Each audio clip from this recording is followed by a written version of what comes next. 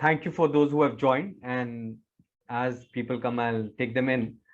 But got a lot of feedback from clients. Some are traveling, some are on vacation. But no worries, we are recording this session, so we'll be sharing it with everyone. We did a research with a lot of our clients, and I was surprised. We had listed out a couple of topics, and even through client notes, as we went through over the last 1 year, we realized that uh, a lot of our clients, in fact, majority of them were interested in alternative investments, right? And I think the reason is pretty apparent. If you look at the title of the slide, it is the quest for higher returns, right? That is one thing which every investor wants. He wants higher investments, right? So it was, that was not surprising, but as a topic, everybody was interested in alternative investments. Now we have scheduled an hour for this webinar. Having said that, the alternative investment space is so broad uh, that I think each alternative investment asset class, if I were to go through that, it would take an hour at least, right? So the objective of this webinar is to at least introduce the uh, the options available to our investors out there, give a flavor of some of them and touch on some of the main points like risks and returns, which everybody is interested in, and some of the nuances that they might not have considered, but at least they would be aware of what is out there, right? So that is the primary objective of this webinar. Now, just as a way of definition, if you ask me what are alternative investments, an alternative investment is an investment in asset classes other than stocks, bonds, and cash, right? Which you could call as traditional investments or conventional investments, right? And in under alternative investments, the category is huge, right? So we can start with most of the clients on this call are financially savvy and they've read, are familiar with these concepts. But just to list them out, there would be venture capital, private equity, private debt, hedge funds, right? Commodities, then precious metals, antiques and collectibles, real estate, different forms of real estate like REITs, these new concepts. So there are a lot of investments, right? But this is a new class of investment which has just come up. So we've read about it. And obviously, how could I forget cryptocurrency, right? That is one question that I think every client of ours has asked us at some point in the time or the other. And I will be going through that slide a little more in detail later. But those would be your alternative investments, right? Now, typically, the target profile for alternative investments is it's better suited for institutional investors, right? So somebody like a big pension fund or endowment funds like the Harvard Business School and Yale endowment, because they need this investments for asset allocation so that they can maintain the consistency of the returns, because they have to pay for the faculty fee, faculty salaries and children's scholarships. So majority of the alternative investments, if you ask me, it's better suited for institutional investors. And yes, there are a lot of ultra high net worth investors who are showing interest in investing in them.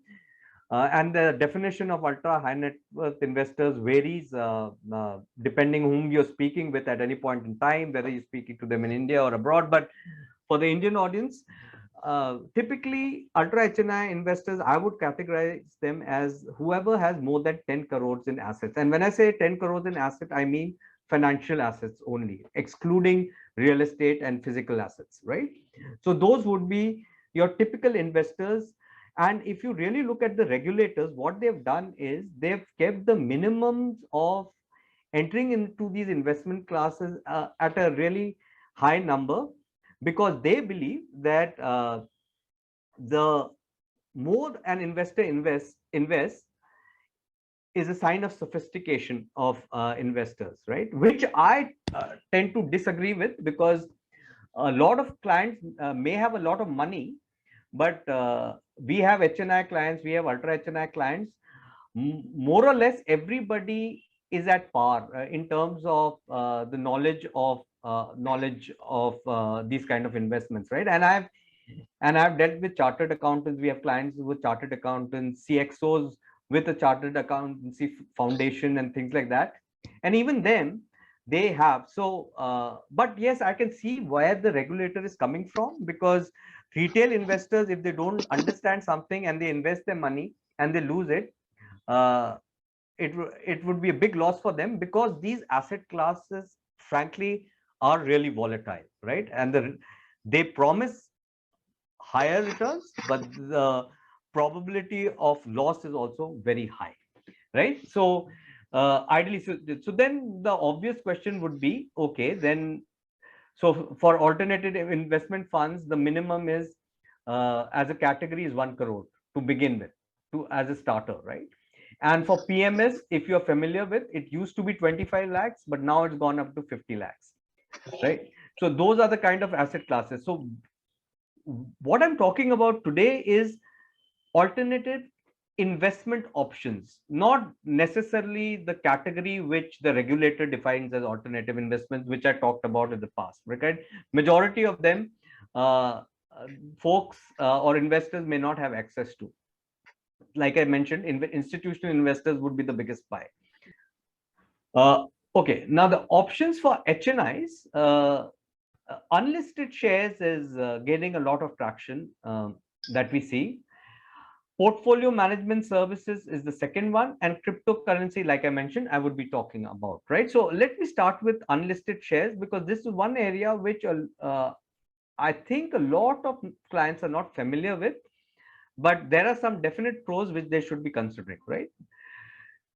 So the minimum investment for unlisted shares depends on the lot size and price. So suppose the lot price is, there is a lot of 100 shares and there are 1,000 rupees a piece for the share, then the minimum is 1 lakh. So which is one of the pros for unlisted shares, right? So depending on the platform or intermediary, it can start from as low as 1 lakh. So anybody can participate, but typically I've seen people would like to invest 3 to 5 lakhs, because they would like to buy at least 4 or 5 different shares for diversification, and they would put 3 to 5 lakhs in each share. So they will build a corpus like that, right?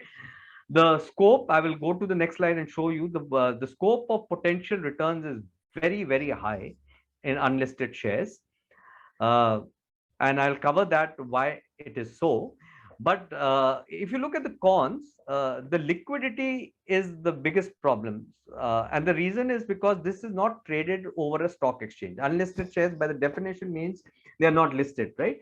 So you basically have to buy the share from investors like yourself, who would be lesser in number compared to the exchange, right? So if I want to sell my unlisted share to someone, I need my intermediary or a partner to find out somebody else who's willing to sell his or her share at that point of time. If not, I cannot sell it.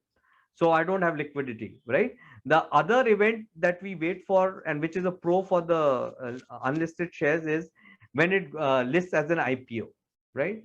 At that point of time, uh, is when the liquidity is high. But if the company doesn't list for the next 7 to 10 years, and I do not find other investors, I really cannot sell them. So all these asset classes are long-term asset classes, right? Because and they are illiquid. So you have to keep that at the back of your mind.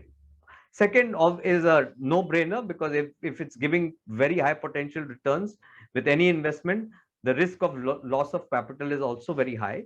And in case of unlisted shares, it is regulated, but is not regulated at the level of a public company. So there could be some companies whose management is not that great, and you may end up investing in one of the shares. Obviously, if you come through in an intermediary or a partner like us, we would help guide you there. but the risk of loss of capital is definitely there. Also, the third disadvantage I would say is the lock-in for 1 year post listings. So, for example, if you had bought Paytm uh, before it listed, uh, even after the listing, if the prices went up, which it didn't, unfortunately for Paytm, but if it did, you could not sell it for at least a year post listing. So that would be another con.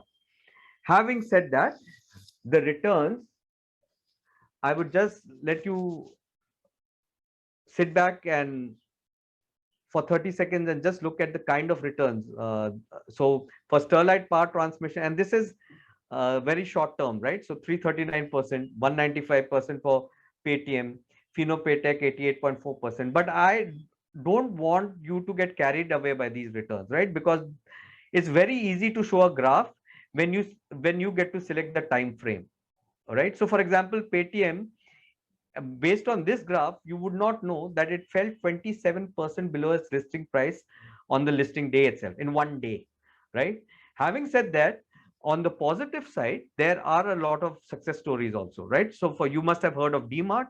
So Avenue Supermarkets, the owners of DMart, when they listed in 2017, within a year of listing, they had they listed around 604 rupees, even though they're and by within a year they had all the share price had doubled. And if you look at the price today, in 4 years they've gone 6x, grown 6x, right? There's another one, CDSL also listed in 2017. In the first year they grew actually only 10%. So if I was an impatient investor, probably I would have sold it, which would have been a big mistake, because within the next 3 years, it has also given 5x returns, right? So within 4 years, they have given 5x returns, and there are many more. But having said that, this is all in hindsight. Everything is in hindsight because you look at the returns going back, it looks good, but for every success story there's a failure as well, right? So I wanted to highlight that as well. Having said that, if you are ready to wait for the long term, and if you do your research, or if your partner helps you do that research, and you build a good portfolio of unlisted shares, given the fact that the minimums are low, you can build a good portfolio of unlisted shares. Next is PMS. Now, portfolio management services, I'm assuming everyone on this call has at least heard of them. Some of them have already invested in it also, right? So the Indian market size for PMS is around $170 billion. Earlier, it was 25 lakhs minimum investment, and now it's gone up to 50 lakhs. The fees is a dampener, right? So it's around 2.5 to 4.5%. Some PMSs charge a fixed amount or a performance-based fee, but some also use a combination of both, which typically really hikes up the price, right? But one good thing that has happened in the PMS space, which so I personally was against PMS for the longest period of time, right? And the reason was very simple. They used to charge upfront commissions, which used to come from my portfolio, which basically meant that my portfolio did not compound at a level because the capital was taken away from my investment, basically. Now, recently, SEBI has banned upfront commission for portfolio management services as well, which will really help increase the portfolio returns of investors. So that is one con which has now become a one of the pros for portfolio management services. Typically, they would generate higher returns and it is relative, right? So when I say 5 to 6% higher returns, I mean 5 to 6% higher than mutual funds. But there's a big caveat. The big caveat is that you have to hold them from 8 to 10 years. For a long, the longer you hold, the chances are that you are better off. And obviously, you have to look at market cues as to when to exit when you are approaching that 7 or 8 year period. Because if you had bought it in 2012, it may have given you a great return up till 2019, but if in 2020 you're not taking it out at the right time, then the losses would have been significant. I'll show some slides after this just to give you a perspective, right? The other pro is that it's transparent as it's regulated by SEBI. And SEBI, I recently talked about that ban of upfront commissions. So it's made the playing field level. Third, it's professionally managed. Now, what I mean by that is for any portfolio management service or a portfolio that is being managed, the fund manager is the captain of the ship, right? And typically they have an experience of at least 2 decades, and they are in the top of the game. They understand what the market is, right? So it is definitely professionally managed. It also generates higher returns than other because they run concentrated portfolios. So the conviction of the fund manager in the process is what drives those returns. And even though you just see in the coming slide how many different PMSs are there, there are some which are really in terms of the fund management and the fund manager profile are way up there. And we have a list of those PMSs, right? So the con, obviously, again, a common feature with all these alternative investments, the volatility is very high. And in case of PMS, SEBI also has asked to put an exit load, allowed an exit load up to 3 years, which in fact is a pro if you really ask me as an investor, because this asset class is not to be invested in if you cannot hold it for 5 years. So 3 years, if you try to sell it before 3 years, there is a problem. You should have not have got into it in the first case. The only exception there is if you had got inside PMS in 2018 and 2020 your partner or your advisor had told you that now is the time to exit because the equity may take a fall. That would be the only outlier, but ideally you shouldn't have entered into it if you do not have a 7 to 8 year time horizon. This is a PMS good performance slide, right? So I'm not sure how clear it is, but I'm taking my mouse and hovering over this 5 year return, because less than that you shouldn't be looking at. If you look at all of these assets, and I know the typical mindset is that you eventually want to look at the highest return and would like to see the PMS house, which has given the return. Please don't do that, because that is a lagging indicator, and you would be misled, right? What I'm trying to demonstrate through the slide is, if you look at the average return over 5 years, it would be around 21%. And these figures are from August 2016 to August 2021, so around 5 years. And in that time frame, the benchmark S&P BSE 500, which is a multi-cap kind of a benchmark, has given 15%, close to 15%. So there's an alpha of around 6%, which I was alluding to a little back in the slide before this, right? But that is good performance, right? So let's look at the bad performance slide. This is a little bigger slide. The numbers, I am not sure if you can see, but I'll point it out. Again, the 5 year period. This is from March 2015 to March 2020. We all know what happened in March 2020, right? So you would see a lot of these PMSs trading in negative, even after 5 years. And the ones which were trading positively, if you have a look at them, the positive was not that high.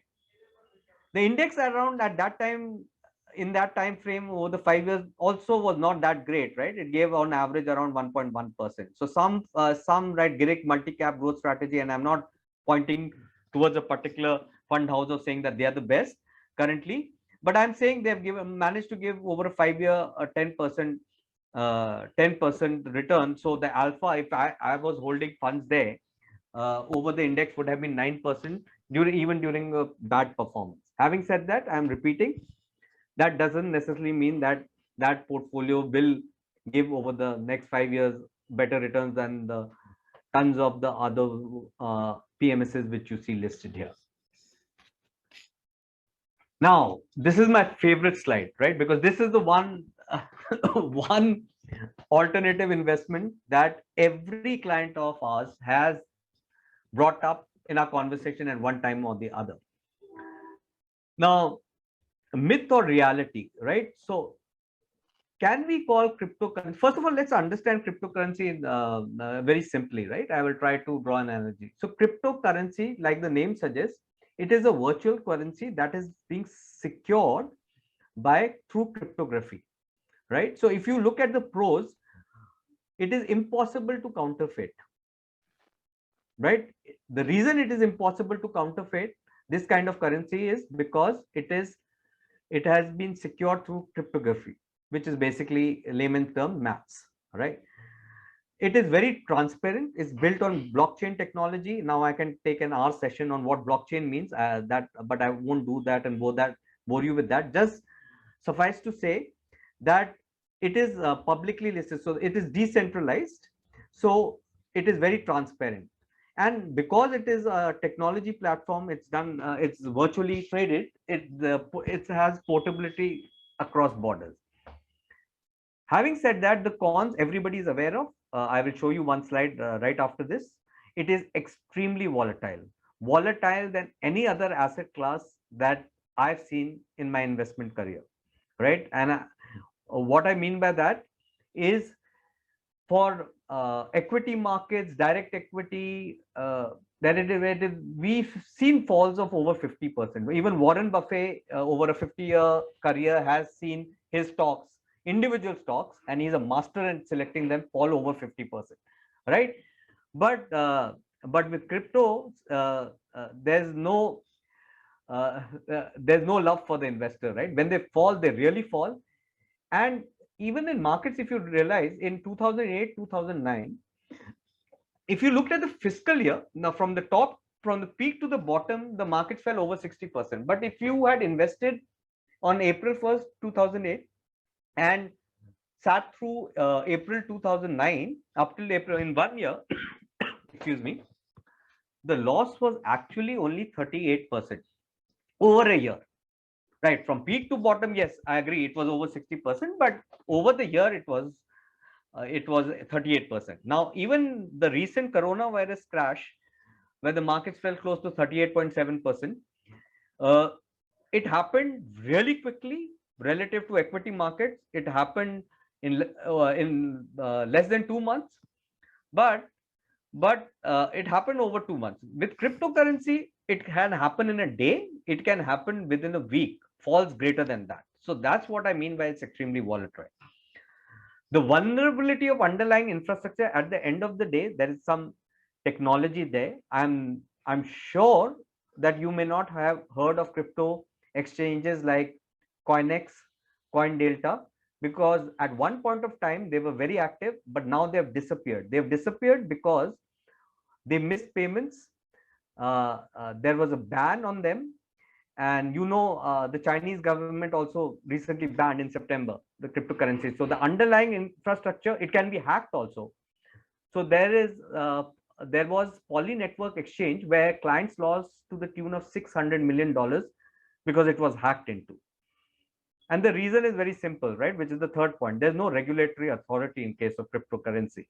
So obviously, there are a lot of lapses that can happen. Now, all this is very it's very straightforward to understand. You could read this in a blog. When I say cryptocurrency myth or reality, what I really mean is you cannot take cryptocurrency as an investment class, first of all. The reason is, for an investment to meet the requirement of investment grade asset class, I think there are some fundamentals that have to be met. One of those fundamentals is that it has to generate some kind of earnings, right?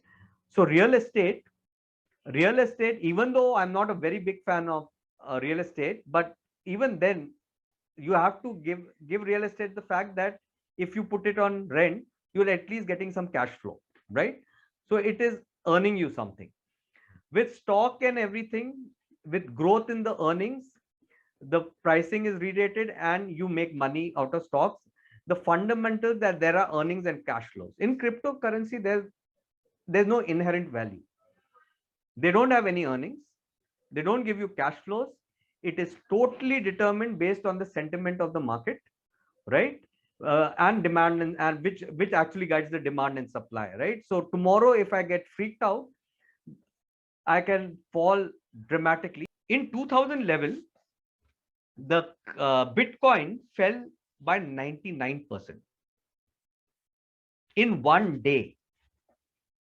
it had gone to up to $34, and I think it fell down to 1 cent at some point in time, right?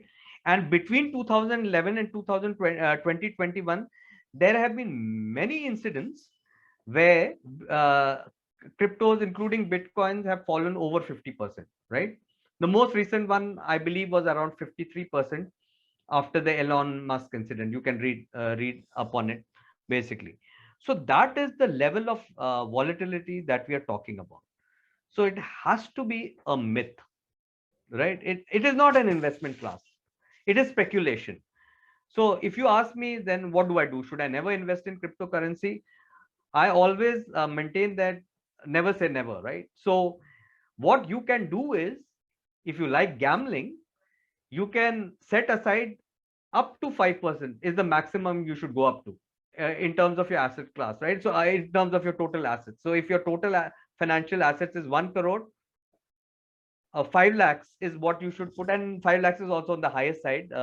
I'm definitely saying that don't cross 5 lakhs, right? If you have a financial assets of 1 crore, if you make money, great, take it out, enjoy, party, go on a global vacation, whatever you want to do. But you should not cry if it falls down, because it will fall down at some point of the time, and the fall will be dramatic.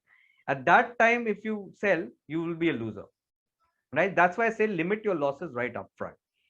So that's what I wanted to mention, cryptocurrency. So never say never. You can try it, but don't be really proud if it really goes high up. It's just driven by sentiment of the market. And one more very important reason, even though our government is talking about bringing in a bill, it will be a very watered down bill after some time. Mark my words. And the reason is very simple, right? Nobody likes to give their power. Central banks of any country, their power comes because they manage the currency at one level, right? All the top governments, they know the power of currency. No government of a country would want to give away the power to the masses, right? It will not happen.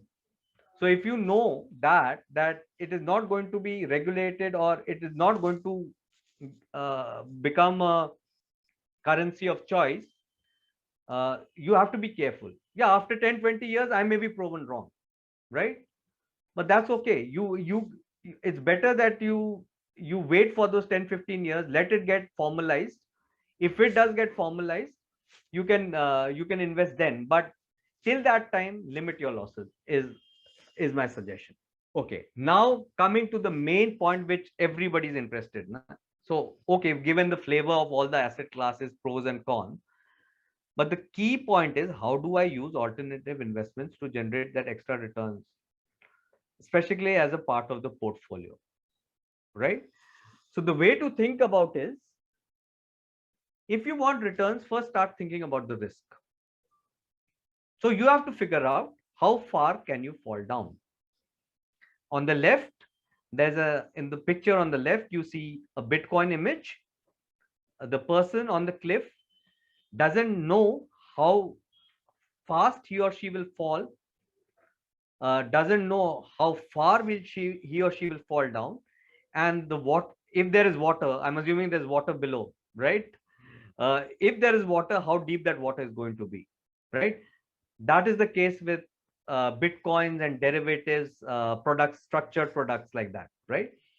On the right hand, I would compare it with equity, right, or mutual funds, right? I at least know that I'm on a 10-meter diving board.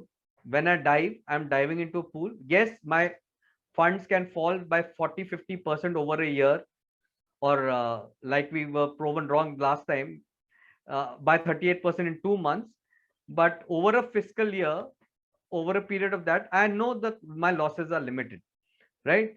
With other alternative investments, I don't know how far I can fall down by 99%, as was shown by Bitcoin in 2011 also, right? So your risk appetite in this case will determine, because like I mentioned before, these are long-term investments because they're illiquid. You have to have the capacity to hold them on for at least 8 to 10 years, else you should not get into them. That is the another major one.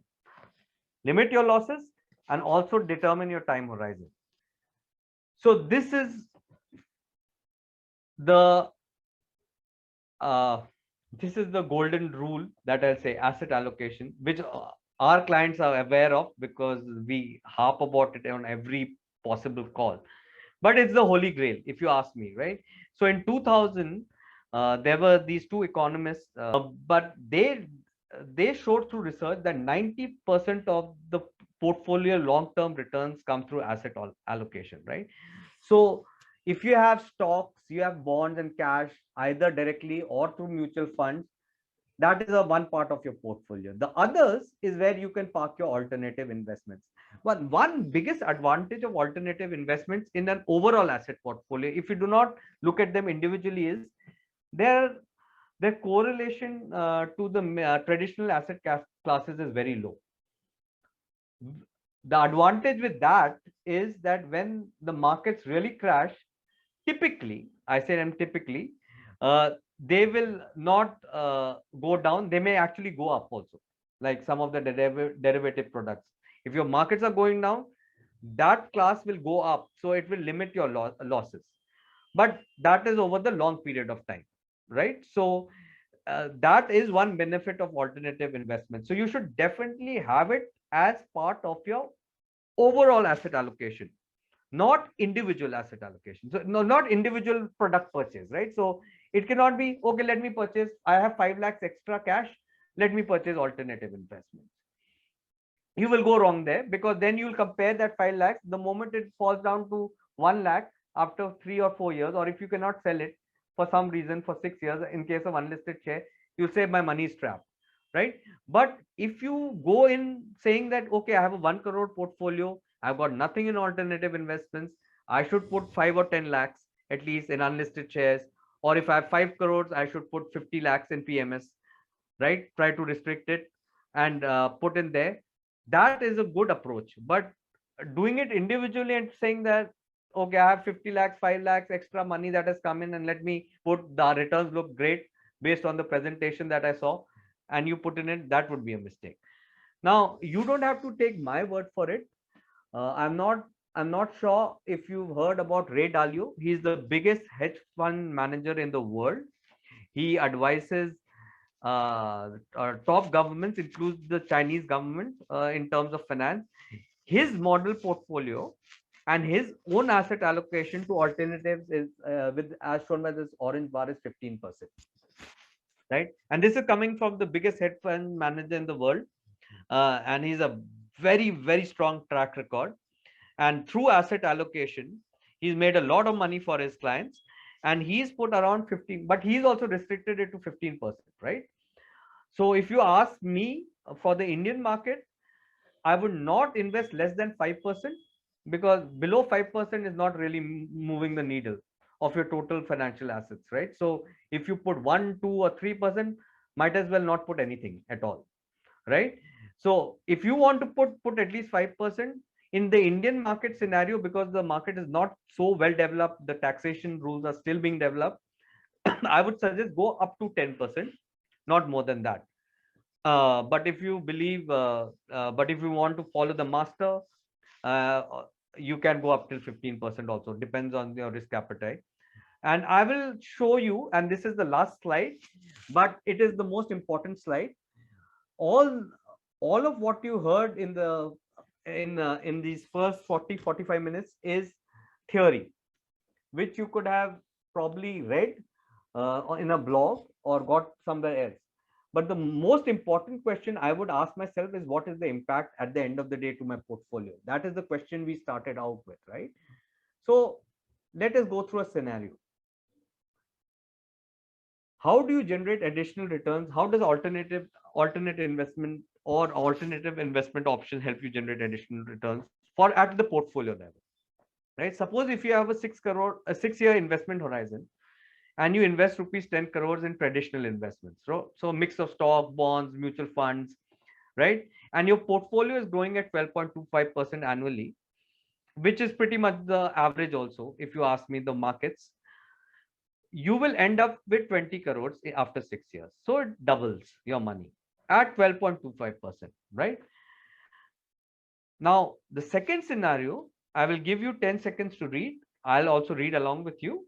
Now, let's say you invest 1.5 crore of 10 crore. 1.5 crore is 15%. So we are going with the champ, Ray Dalio, right? So I decide to invest 1.5 crore, 15% of my financial assets in alternative assets.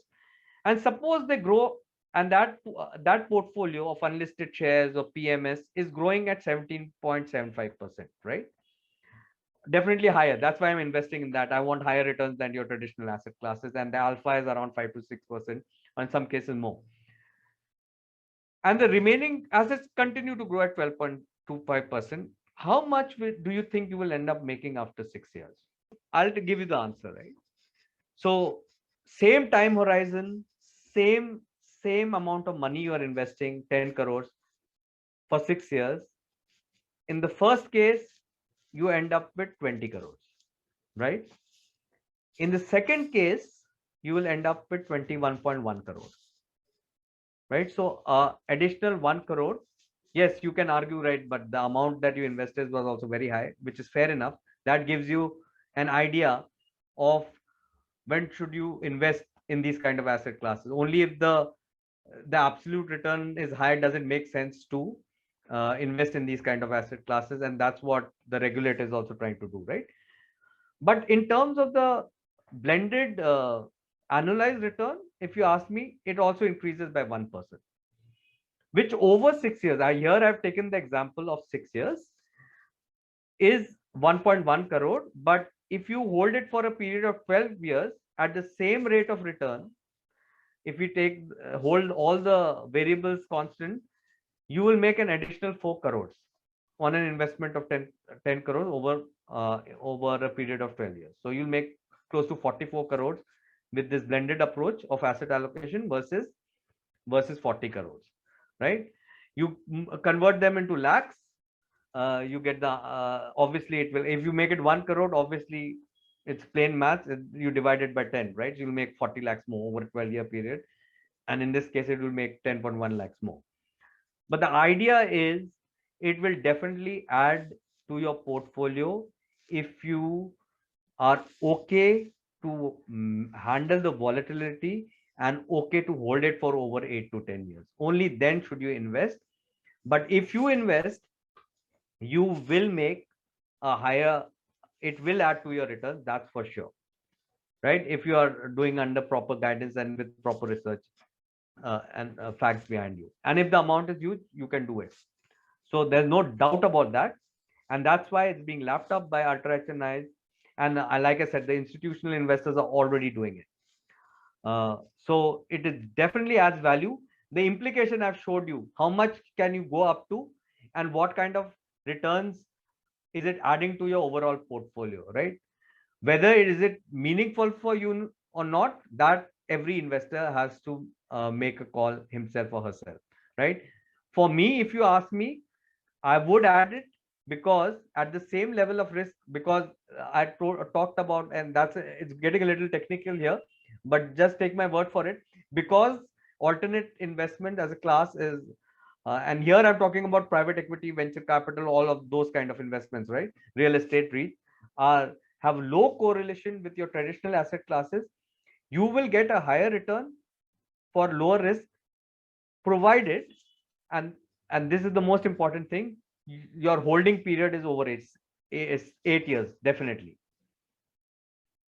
The second option is better. But if your term of holding is less than that time period, and definitely is less than 5 years, the first option, that is sticking to traditional assets, is your best bet. And you will also make a decent sum there, as you can see, right? Depending on the money you have. Now, I would like to end up with this. Like I began by saying, this is a very vast topic. It's an upcoming thing. Taxation rules are also not well set in. There are a lot of things. The objective of this webinar, we can break into mini zones probably subsequently, but I wanted to give you a flavor of what all is available there in the market and what all to look for if you ever think of investing in these kind of assets, and what kind of questions you should be asking yourself or the advisor before investing. I hope this webinar was useful. And as always, I end up with this slide, which is when investing in life, you don't need to know every answer. You just need to know who to call for that answer. And I hope Everguard can help you get those answers whenever you want. So our message lines, our WhatsApp, and our emails are open. As always, we are free to answer any question related to this topic or any other under the sun as it relates to investments. Thank you guys for attending this event.